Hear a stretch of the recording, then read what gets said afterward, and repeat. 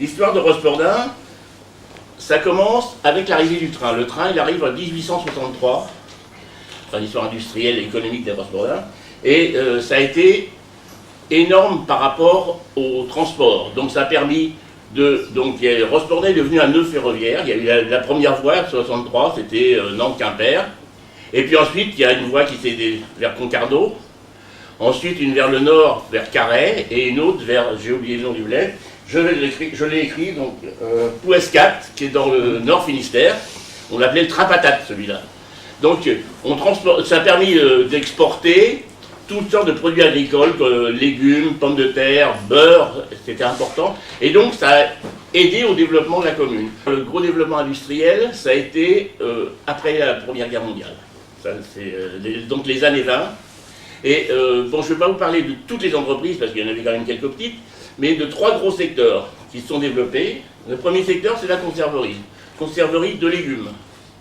Hein, il y avait déjà des tas de conserveries de sardines dans tous les ports, dans toutes les communes, je peux dire, de la côte bretonne. Là, c'était les légumes. Donc les petits pois, les haricots. Ça a commencé par les petits pois d'abord. Et donc 1921, alors ça c'est la beurrerie des Fontaines. Excusez-moi, j'ai oublié. Donc on la voit assez mal. Je crois que c'est le bâtiment du Fontaine sur les arbres. Là, ça c'est le bâtiment. La beurrerie des Fontaines, la grande beurrerie. Donc ensuite, là, vers les années 20, donc 21, il y a Boutet. Alors Boutet, je vous donne des noms parce que ça a été créé par des gens qui étaient soit négociants, soit agriculteurs, qui ont décidé de s'investir. C'est ce que M. Lacron appellerait des entrepreneurs, mais c'est une réalité. Hein. C'est des gars qui n'avaient pas un bagage énorme, mais ils avaient envie de faire quelque chose. Voilà, c'est ça ce qui s'est passé. Donc 1920, Boutet. Ensuite, alors c'est des personnes ou des familles. 1924, la SPR, c'est la Société des producteurs réunis, essentiellement une famille qui s'appelait Le Breton, donc tous les frangins sont mis là-dedans, ils ont fait l'usine, c'est un des frangins qui a pris ça. La photo doit dater de plus tard, mais ce qui est intéressant de voir, c'est qu'il était au milieu des champs, parce que les gens étaient propriétaires des champs là, et là c'est la cueillette des petits pois, comme ça se faisait à cette époque. Donc c'était manuel, donc tous les gens, toutes les familles allaient aux petits pois, cueillir les petits pois. Ensuite, il y a eu une autre famille qui s'appelait Jeannès, en 1928, et il y a eu Nicolas. Alors je ne vais pas vous raconter tout parce que j'ai plus tout en tête, mais c'est pareil, c'est des gens qui étaient ou négociants en produits. Nicolas il était négociant, Boutet était négociant, SPR et Jeannès, c'était, enfin Le Breton et Jeannès, c'était des agriculteurs. D'ailleurs, il y a eu un des Jeannès qui a créé la coopérative Saint-Divy, qui existe encore. Voilà. Donc, industrie de main-d'œuvre, début des méthodes industrielles, mais on voit, ça sent quand même encore son 19e siècle, hein. Mais ça commence déjà, dès 1936, on commence à avoir des études en ligne. Donc, un début d'industrialisation, de la production qui se développe bien sur place, et on passe aux autres. Après, donc, deuxième gros secteur, les salaisons. Alors ça n'a pas été des salaisons, à cette époque-là, c'était pas encore des salaisons, c'était des charcuteries. C'est un charcutier, le gars, il allait acheter ses cochons dans le coin, il revenait, il tuait son cochon le matin, il tuait le cochon le matin, l'après-midi il faisait la charcuterie, et ils se sont développés. Donc 26 c'est Le Bihan, en 27 Cogan, dont l'histoire a été importante pour la commune. Il y en a eu d'autres à la même époque, quand même. Il a même ouvert sa charcuterie en 1904, c'est Le Gall, mais c'est son fils qui a développé l'activité industrielle, je vais dire. Et là, c'est simplement... Alors c'est un truc assez intéressant, c'est que les Bretons, comme tu le disais, étaient à Paris. Et les Bretons, ils avaient envie de manger des produits bretons, de la charcuterie bretonne. Et donc, il y a eu tout un flux d'exportation de pâtés, de saucisses vers la Bretagne. Et là encore, on voit l'importance du train. Donc on exportait tout ça vers Paris. Vers Paris, essentiellement Paris, mais après ça s'est développé vers d'autres régions. Hein. Et donc, celui qui a le mieux industrialisé ça, c'est Le Gall, donc le fils, qui lui a commencé à construire une usine. Là, c'était plus une charcuterie, c'était une usine. Hein, donc, manque de chance, il a construit son usine en 1935, lui est mort en 1936. Mais sa veuve a continué, et elle s'est même mariée, ça s'est appelé Le Gall Carnot. Voilà. Donc on commençait à mettre en boîte. Et là, c'était plus des pâtés en terrine, c'était des boîtes. Hein. C'était la conserve déjà. Hein. Conserve de charcuterie. Donc ça démarre bien, ça se développe bien. Autre activité, là, ce qui m'a été plus surprenant, c'est la galoche. Alors, je ne sais pas ce que c'est qu'une galoche. C'est une semelle en bois et un dessus en cuir. Donc ça donne, voilà, Michel Leroy qui a lancé les galoches. Donc en 19... Alors, il y a eu une première galocherie qui a été ouverte par un monsieur Herp. Je vous donne les noms comme ça, mais vous les retrouvez dans le livre si vous voulez. En 1910, mais qui a duré une vingtaine d'années. Et le gars, il construisait, il fabriquait pour son magasin de vente quasiment, simplement. Tandis qu'avec le roi, ça commençait à devenir sérieux. Hein, donc c'est une fabrique de galoches, ça s'appelait Olobigny-Breton. Il commence avec une vingtaine de personnes en 1917. En 1937, ils sont déjà 108 à fabriquer des galoches. Hein. Et Yves en a parlé, il y a eu, autant dans les conserveries, il n'y a eu pas vraiment de mouvement social. C'était quand même du personnel agricole et assez peu. Tandis que là, je ne vais pas résister à l'ensemble de la photo, il y a eu quelques conflits en 1937. Bon, on était dans une ambiance nationale de Front Populaire, etc. La CGT avait le vent en poupe. La CFTC était là aussi, donc il y a eu une grève de 2 mois en 1937 pour la réintégration de gars qui étaient virés. Il y a eu, donc il y a eu quand même... Les conflits syndicaux forts ont été essentiellement dans la chaussure. Hein. Enfin, la galoche. À l'époque, c'était la galoche. Bon, ensuite de ça, donc il y a eu une rupture au moment de la guerre. Hein, la guerre, un peu partout. Alors, certains ont... Les galoches en particulièrement, ils en ont profité parce que les Allemands ont passé des commandes. Mais ça a marqué un temps d'arrêt, et surtout la guerre, ça a marqué une grande reprise, c'est-à-dire qu'après-guerre, il fallait nourrir la France, il fallait chausser les Français, donc là, ça a redémarré à plein pot, et donc la petite usine qu'on a vue tout à l'heure en 1920 Boutet, voilà ce que ça donne dans les années 50, hein. C'est déjà un bel établissement.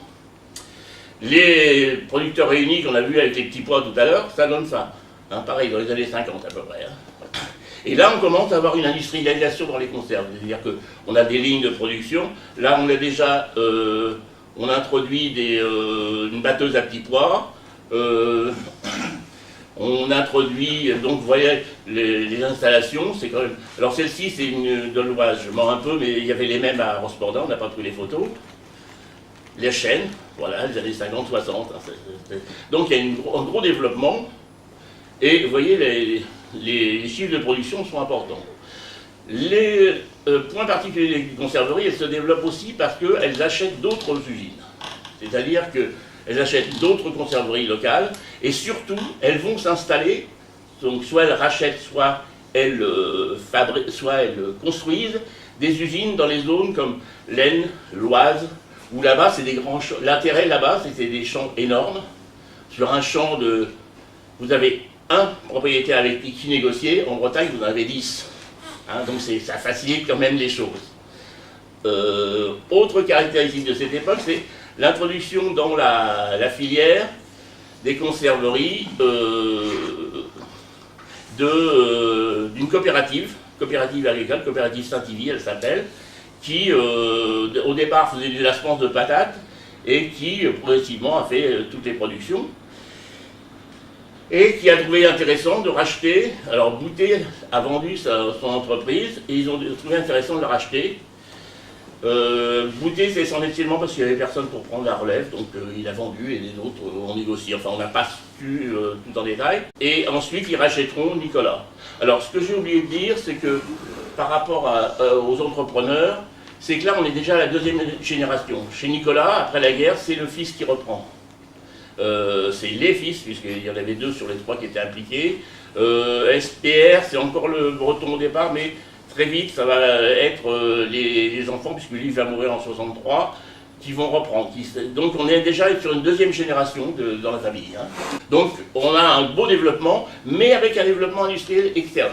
Hein. Et ce qui fait que, par exemple, la société des SPR, des producteurs réunis, était au 4e rang français des conserves, dans les années 60-70.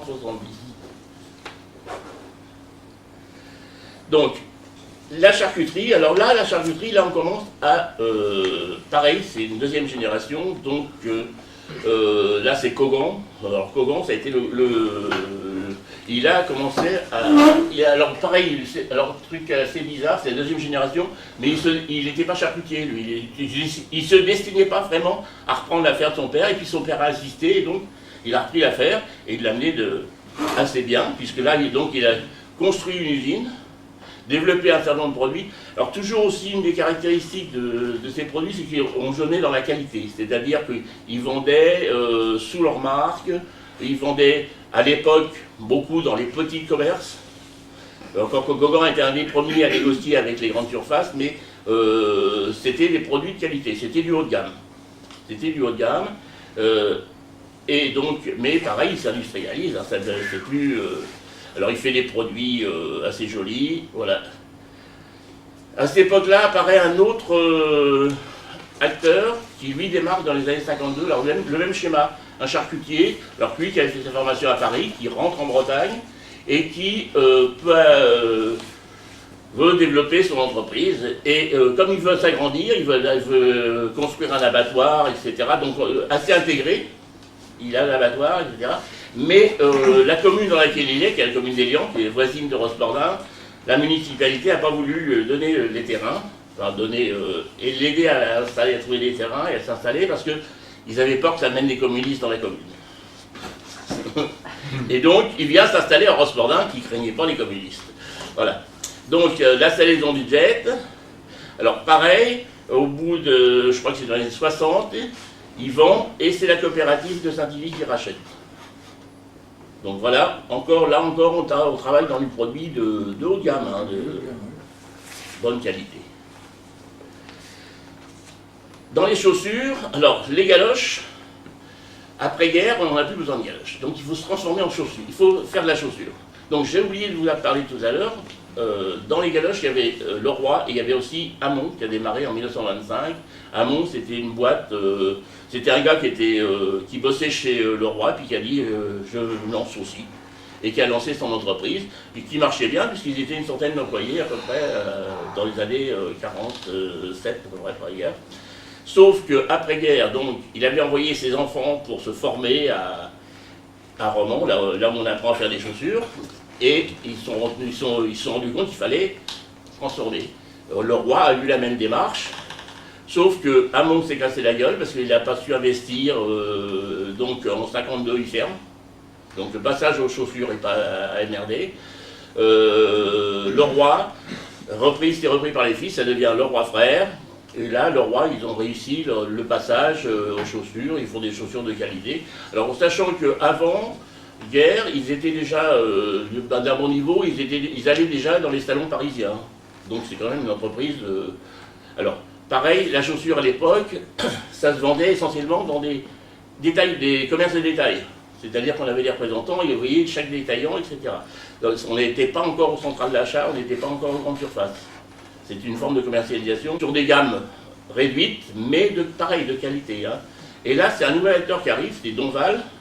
Il faudrait que je vous parle de la famille Donval, mais j'ai pas le temps. C'était une famille importante de la bourgeoisie rospordinoise, puisque c'est eux qui ont trusté quasiment toutes les chaussures, parce que le roi, c'était le gendre de Donval, c'était un gendre Donval. Sa veuve qui a repris l'affaire quand il est mort, c'était une fille Donval. Il y avait deux frangins qui bossaient dans l'entreprise, ils étaient 8 en tout. Hein. Et là, c'est un petit-fils de Donval qui crée sa boîte. Alors pareil, son père était dans la chaussure, il était commercial. 40, le lycée ferme. Il dit, hop, tu vas t'occuper, tu vas aller apprendre à se faire des chaussures. Et il a appris à faire des chaussures, et donc en 47, il y avait un petit atelier avec 5 ouvriers. Il faisait des chaussures quasiment à l'allemande, sur mesure. Et donc il s'est lancé dans les années... je crois que c'est 52, il s'est lancé dans la fabrication de chaussures, donc l'usine de chaussures. Alors il y a une chose qui est intéressante sur cette image, c'est que là, vous voyez des autocars. C'est une entreprise qui était, alors les effectifs, je les connais pas tous, qui a fini à 500 employés quand même. C'est déjà une belle entreprise. Une entreprise qui a construit une deuxième usine, mais ça ne lui a pas bien profité. Entre 55 et 60, il est passé, non 69 à peu près, il est passé de une vingtaine d'employés à 500, 460. Donc, alors pareil, on joue sur la qualité, c'était un Louis XVier dans la chaussure. Il y a un type de chaussure qui s'appelle Louis XV, c'est des chaussures de femmes. Et ça a aussi une importance, donc il était très réputé dans la profession. Donc, voilà, stock. Commercialisation toujours dans les petits commerces, enfin des commerces de détail, publicité, des méthodes assez modernes par rapport à l'époque. Voilà. Vous voyez les évolutions de production. On est dans les années 69-70, on est à 1 million de chaussures produites par an. De paires de chaussures, pardon, pas de chaussures. Bon, alors cela dit, il faut relativiser, donc c'est important pour nous. À la même époque, c'était 100 millions de chaussures qui étaient produites en France. Donc ça reste que 1% de la production française, mais réputé, de qualité. Il faisait un peu de sous-traitance aussi pour André, les chaussures André. Et il avait donc à l'époque, il y avait des négociations avec la Russie pour fournir des chaussures. Il avait été sélectionné et donc il a vendu 200 000 chaussures aux Russes. Bon, il y a eu un problème qu'on n'a jamais réussi à décider. Je ne suis pas sûr qu'il ait été payé, mais quand même il a été choisi. Donc il était introduit dans la profession, etc. Voilà. Mayola, alors c'est un truc, si c'est important parce que c'est une des seules qui a survécu. Mayola, c'est toujours un Donval qui était négociant en cidre, chouchen et miel, et qui se dit, avec la cire des abeilles, on doit pouvoir faire des choses. Et qui se lance dans la fabrication de tirage, ça c'est en 1920. Fabrication de tirage, il a une usine, tirage, cire, tout produit à partir de là. Et son usine brûle en 40, il y a eu un camion de solvant qui a pris un éclair d'orage, brûle. Et donc il reconstruit son usine, Mayola. Les cirages Mayola étaient très célèbres dans tout l'Ouest. Et en 41, il reconstruit son usine au bord de l'étang. Et il devient le 4e fabricant français en cirage. À l'époque, il y avait 4 gros fabricants. Il y avait le premier, c'était Solitaire. C'était la famille Nordling, pour ceux qui connaissent, c'était une famille suédoise. Comment ça s'appelle ? Un des enfants, pendant la guerre, était consul de Suède, et c'est lui qui a, d'après l'histoire, permis de sauver, enfin négocier pour qu'il ne fasse pas péter Paris. Donc c'est cette famille-là, bon, ça n'a rien à voir avec notre histoire, mais c'est comme ça, je vous le dis. Et donc, Solitaire, numéro 1, ensuite c'était Lion Noir, ensuite c'était PPZ, c'est des marques qui vous parlent peut-être, et il y avait Mayola. Alors Mayola était moins connu au niveau national, mais au niveau local, et surtout ce qui est intéressant, c'est que dans les années 60, début des années 60, Mayola commence à faire, bon, il faut bien sûr d'autres produits, hein, pour toutes sortes de produits d'entretien, à base de pâtes, et ils ont commencé à faire des aérosols. Donc ils faisaient des aérosols, et Solitaire, ça l'intéressait bien d'avoir des aérosols, parce que Solitaire, il était en région parisienne, il y avait une usine en pleine banlieue, impossible, enfin, sauf gros investissements de sécurité, parce que qui dit aérosol dit des grosses cuves de propane, sécurité, enfin à l'époque c'était pas Seveso, mais disons que le successeur de Mayola à Rospordin est classé Seveso. Donc ça lui a paru plus facile d'acheter Mayola. En plus, il bouffait le numéro 4, donc ça lui permettait ensuite de bouffer le numéro 2, donc ils ont bouffé Lion Noir, puis PPZ, et donc le cirage Lion Noir était fabriqué à Rospordin, entre autres. Ensuite de ça, il était devenu le super machin, il s'est heurté à la concurrence étrangère, donc allemande essentiellement, Henkel, qui était l'allemand, qui a racheté Mayola, enfin pas Mayola, Solitaire plutôt, et là, la partie fabriquée à Rospordin ne les intéressait plus, donc ça a été revendu à BP, ça a été revendu à enfin une filiale de BP, hein. Je vous passe les détails, si vous achetez le livre, vous aurez tout le détail. Et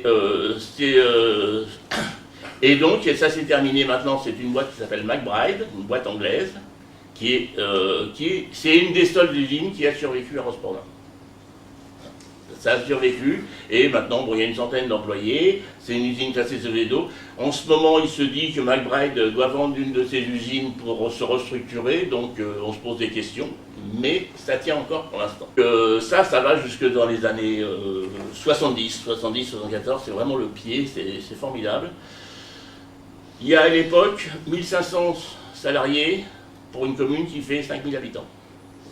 Donc, influence, alors, Nordling amène les méthodes suédoises de gestion de personnel, c'est-à-dire qu'on a du comité d'entreprise, réfectoire, les salaires plus élevés que les autres de la branche, voilà. Donc ça c'est pour le social, il y a eu des choses intéressantes.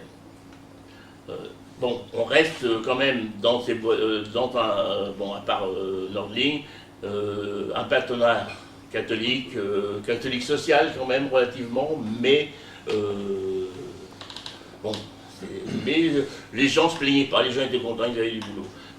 Donc ça a posé des problèmes aussi, cette concentration industrielle par rapport au logement, parce qu'il fallait loger les gens. Donc ce qui est intéressant, mais là je n'en parle pas, on n'en parle pas dans le livre, mais à l'époque on avait fait tout un travail sur une cité Castor qui s'est construite à Rospordin. Hein, pour ceux qui connaissent les Castors, je ne détaille pas. Pour ceux qui ne connaissent pas, c'était des associations d'autoconstruction de maisons. Voilà. Ça a été fait beaucoup après-guerre. Ça a été impulsé par le mouvement catholique social. Pareil, donc, comment il s'appelle, Donval a créé une cité pour que les employés. Enfin, il a créé, les gens, après, je crois que c'était en acquisition ou logement peu cher.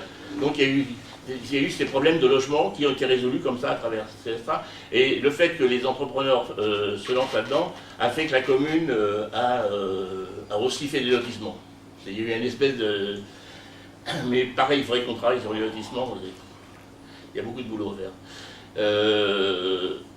Donc on en était que c'était la joie. Il y a un truc aussi très rigolo, oui, intéressant, c'est que les entreprises s'étaient débrouillées pour décaler les horaires de sortie, pour éviter les embouteillages dans Rospordin. Donc on était vraiment en activité. Et puis, ça a commencé à décliner. Alors d'abord dans les chaussures. Alors la première qui est tombée, c'est... c'est Donval. Alors Donval avait créé une deuxième usine à Lorient, sous l'impulsion du gouvernement, parce qu'à l'époque c'était la fermeture des forges d'Hennebeau. Et donc il fallait retrouver des emplois.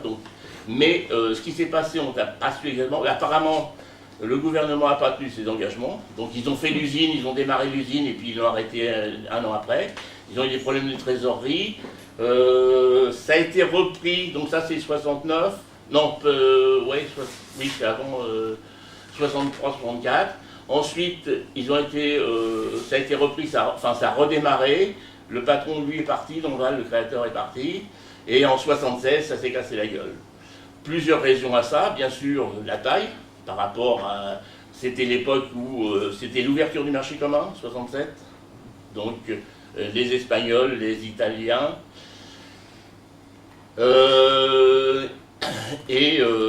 Aussi un problème tout bête, c'est qu'ils faisaient des chaussures, je vous ai dit, les week-ends.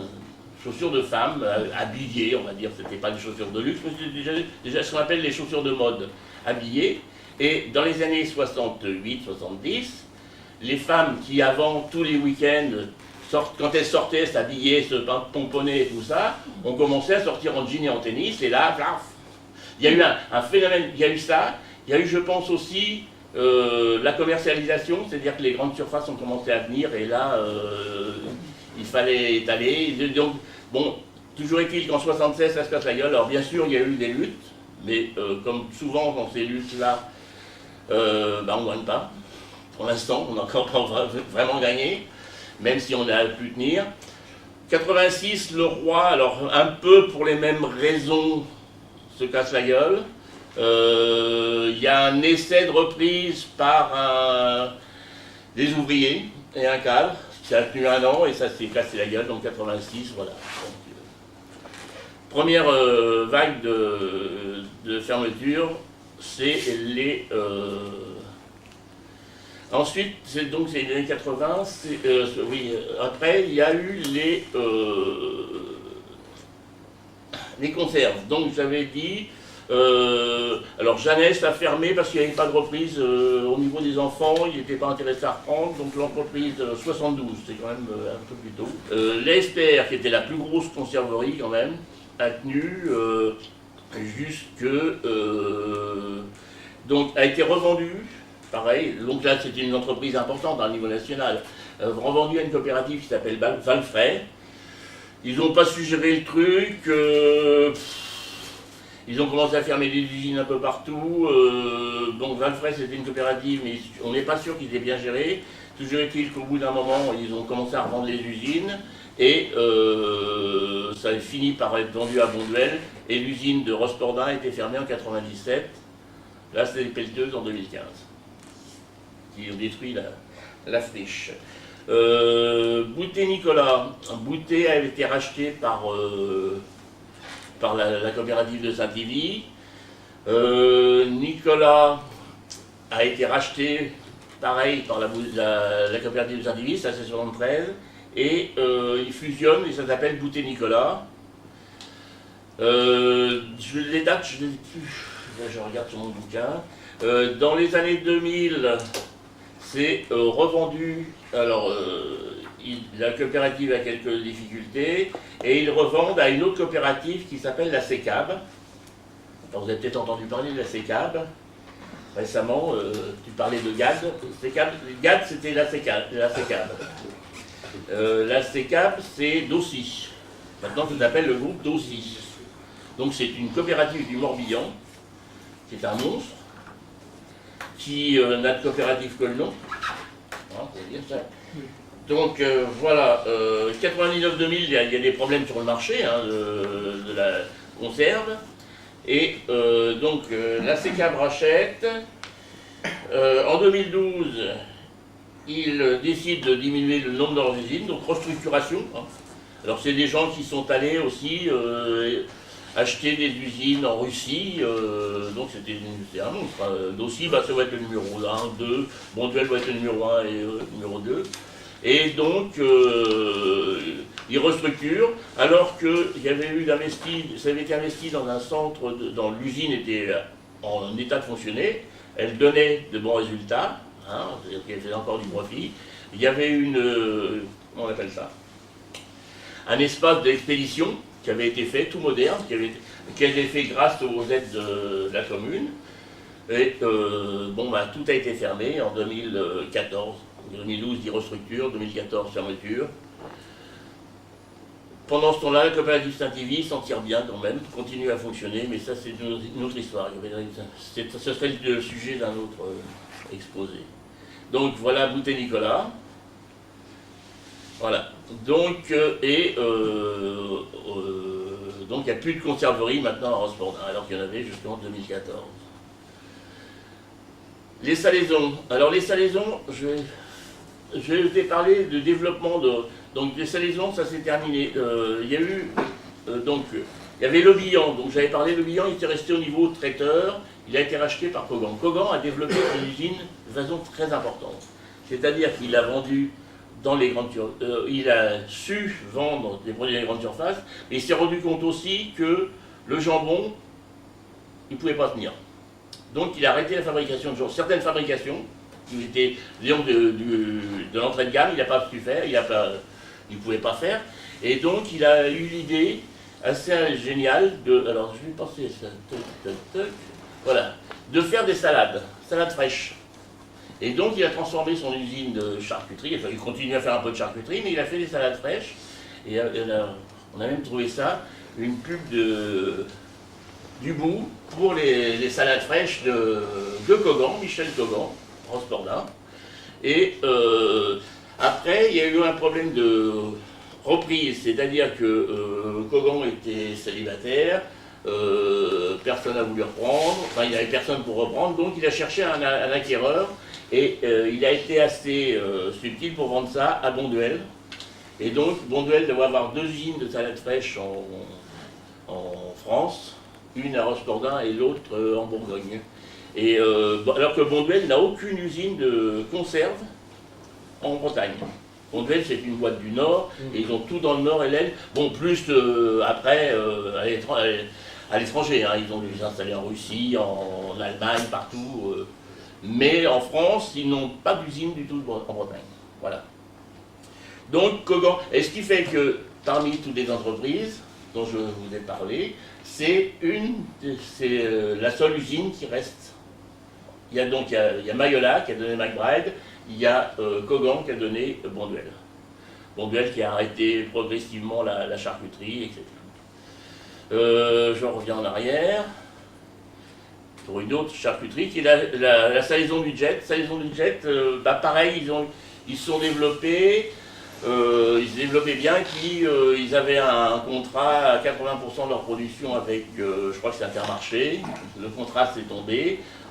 Théoriquement, ils étaient prévenus à l'avance, ils avaient prévu de pouvoir assurer le coup, mais en plus, ils s'étaient lancés dans les filières bio dans les années 90 et c'était pas encore à la mode. Et donc, peut-être des problèmes de gestion, enfin, toujours est-il qu'ils ont vendu à une petite salaison du coin, une Amburie en fait, qui a pas fait le poids. Il y a eu la malversation, enfin c'est compliqué à savoir. Toujours est-il qu'en 2006, ça a fermé et l'usine a été démolie. Voilà. Donc, c'est un panorama, voilà. Ce qui est intéressant, alors vous n'allez pas voir tous les noms des entreprises, on s'est amusé à mettre sur un graphique les entreprises. Alors on voit bien que ça a démarré hein, dans les années 20. Et on voit bien aussi que ça s'est cassé la gueule là. L'optimum il a été là. C'est vraiment une image des 30 Glorieuses. Hein, c'est très clair. Et alors je ne vais pas parler de cette petite entreprise là qui est très intéressante aussi, Leroux. Leroux fabriquait des cabiques. Je ne sais pas, pour les Bretons, vous savez ce que c'est hein, les cabiques. Les cabiques, des imperméables, fabriqués pour vendre dans les petits commerces, fabriqués aussi pour vendre à CEA, La Redoute, ils fabriquaient donc pas mal. Et puis, après, les autres allaient s'approvisionner au Maghreb. Et puis, en 97, c'est une boîte qui avait 120, 130 employés. Voilà. Donc, on se rend compte, hein, donc là, je vous ai dit, il y a Cogan qui continue. Là, les saisons du jet, c'est tombé. Un peu plus tard, mais c'est tombé. Mayholoa, ça a donné McBride. Et puis, alors j'en ai pas beaucoup parlé parce que ce serait un développement trop long. Il y a la coopérative de Saint-Yvi. Je vais quand même dire 2 mots parce que la coopérative de Saint-Yvi, elle a été importante dans la vie de la commune puisque c'était eux qui étaient propriétaires de Boutet, Nicolas, des saisons du jet. Et puis ils continuent à vivre actuellement. Ce qui est intéressant, c'est que c'est une coopérative qui a su rester aux mains des agriculteurs.